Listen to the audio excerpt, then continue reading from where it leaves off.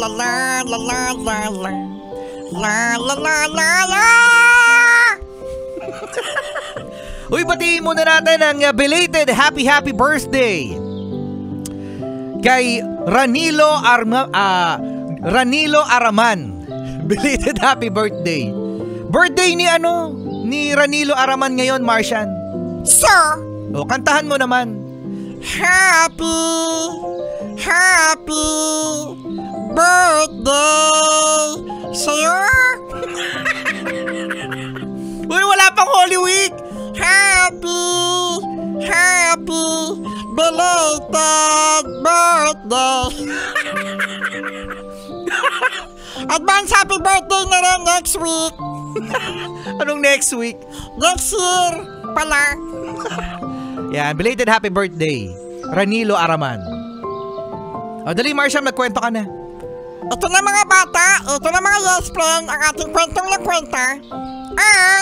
Nung isang araw na pinamagatang si Rapunzel. Uy, si Rapunzel. Familiar kayo dyan mga yes friend, kay Rapunzel. Correct. Ang babaeng long hair. Uy, si long hair. Nung isang araw ay merong isang lalaki na naghahanap ng singkamas. Uy, singkamas. Pagkatapos, itong lalaking ito ay merong nakita na singkamas at kanyang kinuha. Nakita siya ng isang bruha at sabi ng bruha, "Hoy! Bakit mo pinipitas ang singkamas ko?" Ang sabi ng lalaki. Ano sabi ng lalaki? So, ang sabi ng lalaki, "Kailangan ko ng singkamas para gumaling ang aking asawa." Talaga? Yung singkamas sa kakagaling? Sabi. Ang sabi naman ng bruha, "Sige, bibigyan kita ng singkamas, pero may kapalit." At ang sabi ng lalaki, ano sabi? "Ang inyong anak ay magiging akin." Ang sabi ng lalaki, "Okay." Gano'n kadali? Ganoon, kasi gusto niyang mapagaling ang kanyang asawa. Ngayon, napagaling nga ang kanyang asawa dahil sa singkamas ng bruha. At lumaki na ang babaeng anak nila. Kinidnap! Naku, kinidnap. Anong ginawa? Inabangan galing Hong Kong. Parang iba yan At sinakay sa plane. At itong bruha na to, dito panero, kinulong ang babae doon sa tore. Doon sa tore?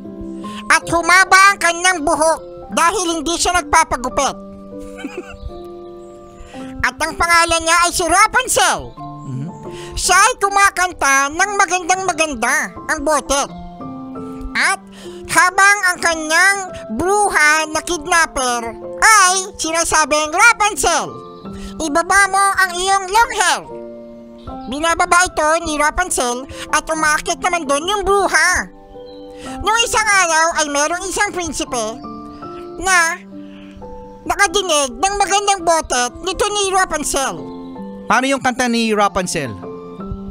Spaghetti pababa. Sa dami-dami ng kanta, yung paano?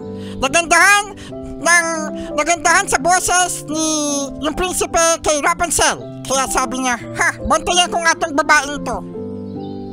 Nakita niya at nalaman niya ng mahabang hair ng babae.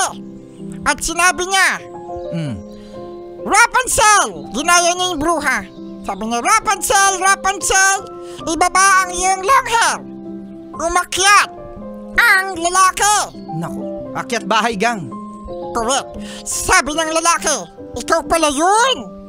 Ganda mo." Ganda mo te. From now on, magkaibigan na tayo. Nalaman ng bruha na meron siyang lalaki. Naku. Ang ginawa ng bruha sa buhok ni Rapunzel, ginupit. Naku. Sabi ni Rapunzel, "Trim lang, trim." Bakit mo pinaikli? Parlorista pala. Ngayon na nalungkot si Rapunzel. At ngayon, sabi ng bruha, aabangan ko yung lalaki na umakyat dito. Ngayon ay yung lalaki ay bumisita ulit at sinabi niya, Rapunzel, Rapunzel, ibaba ang iyong long hair. Bumaba, binaba ng bruha yung buhok na ginupit na kay Rapunzel. Habang umakyat ang lalaki, hinulog niya yung buhok kasabay ng lalaki. Naku, ano sabi nung lalaki nung nahulog? Ouch! Nasaktan ng prince at nagkapilay. Nakita siya ng mga kawal at pinala doon sa kastilyo nila at ginamot. Ngayon, walang makakapigil sa prinsipe na hanapin itong si Rapunzel. Kaya hinanap niya sa buong kagubatan si Rapunzel na kinidnap ng bruha. Nakita niya si Rapunzel. Sabi niya, ikaw ba yung long hair? Sabi ni Rapunzel, oo! Kasi ginupit yung hair ko. Sabi ko dun sa parlorista, trim lang. Pero ginupitan ng sobrang ikli. At nagkita sila at kinuha na ng prinsipe si Rapunzel. At nabuhay sila ng masayang masaya. The end. Uy, ganun pala yung nangyari doon. Ganun yung version ko. Ewan ko lang sa version ng iba. Susunod na, Sexy Megan. Sexy Megan na. Si Sexy Megan, long hair din to eh. Nakasama niyo, Rico Paniero at Marcian the Cute. Susunod na, Sexy Megan. So,